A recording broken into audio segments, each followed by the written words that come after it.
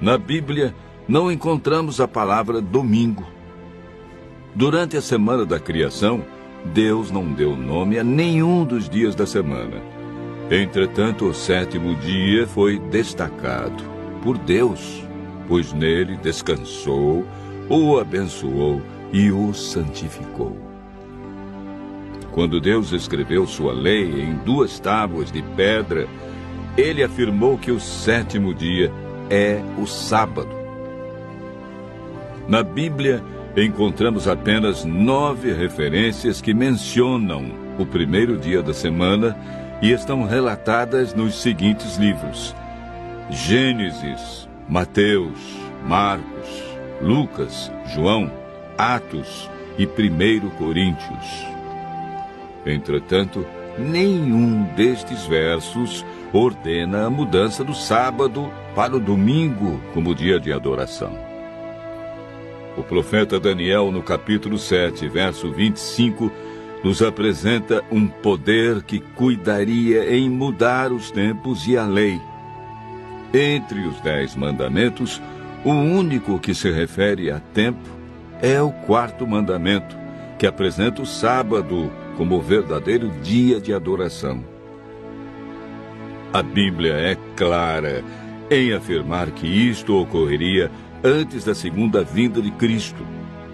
Seria um grande período de apostasia de 1260 anos, no qual a verdade de Deus seria jogada por terra e substituída por ensinos humanos. Após esse período, Deus levantaria um povo na terra que iria restaurar e pregar as verdades ensinadas por Jesus e pelos apóstolos. Apocalipse, capítulo 12, verso 17, apresenta as características distintivas deste povo. Irou-se o dragão contra a mulher e foi pelejar com o restante da sua descendência, os que guardam os mandamentos de Deus e têm o testemunho de Jesus. Note que o povo de Deus, no tempo do fim, guarda os mandamentos de Deus, incluindo, portanto, o sábado como dia de adoração, exatamente como Cristo e os apóstolos faziam, e não o domingo. Visto que nem Jesus, nem os apóstolos mudaram o dia de adoração, e a Bíblia em nenhum lugar declara tal mudança, por que há tantas igrejas que ensinam a guarda do domingo? A palavra de Deus declara que desde os tempos de Abraão e Moisés havia pessoas que adoravam os astros. Guarda-te, não levantes os olhos para os céus, e vendo o sol, a lua, as estrelas, a saber, todo o exército dos céus, sejas seduzido a inclinar-te perante eles e des culto àquelas coisas que o Senhor, teu Deus, repartiu a todos os povos debaixo de todos os céus. Deuteronômio 4, verso 19. Os pagãos, desde os tempos antigos, adoravam o Deus Sol no primeiro dia da semana. Mas quem trouxe para o cristianismo o domingo como dia de guarda?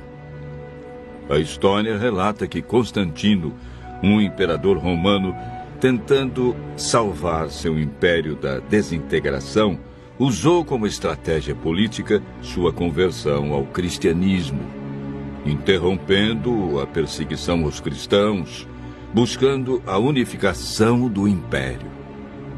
Entretanto, essa conversão formal não o fez abandonar as práticas que vivia no paganismo, e por isso tentou unir as práticas pagãs às doutrinas cristãs.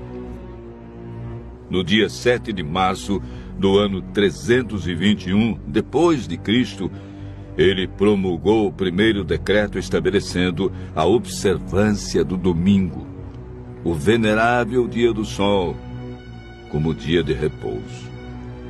Esse decreto foi confirmado pela Igreja Romana no Concílio de Laodiceia, realizado no ano 364 depois de Cristo. Neste concílio foi oficializada a observância do domingo pela Igreja Romana, sem base bíblica. Como podemos ver, a guarda do primeiro dia da semana está baseada na autoridade de seres humanos, enquanto que a observância do sábado está fundamentada na autoridade de Deus. Foi ele que afirmou em Ezequiel capítulo 20, verso 12: Também lhes dei os meus sábados para servirem de sinal entre mim e eles, para que soubessem que eu sou o Senhor que os santifica. O povo de Deus não pode concordar com as mudanças na lei de Deus pelo homem. Deus rejeita a tradição e o desprezo aos seus mandamentos. Marcos relata as palavras de Jesus: Bem profetizou Isaías a respeito de vós, hipócritas, como está escrito: Este povo honra-me com os lábios, mas o seu coração está longe de mim, e em vão me adoram, ensinando doutrinas que são preceitos de homens. Negligenciando o mandamento de Deus, guardam a tradição dos homens. Hoje precisamos fazer uma escolha. Deus disse: Lembra-te do dia do sábado para o santificar. As tradições humanas enfatizam a observância do domingo. Qual será a nossa escolha? Pedro enfaticamente afirma: Antes importa obedecer a Deus que aos homens. E o próprio Cristo declarou: Se me amais, guardareis os meus mandamentos. Continue ouvindo a voz de Deus e seguindo seus mandamentos.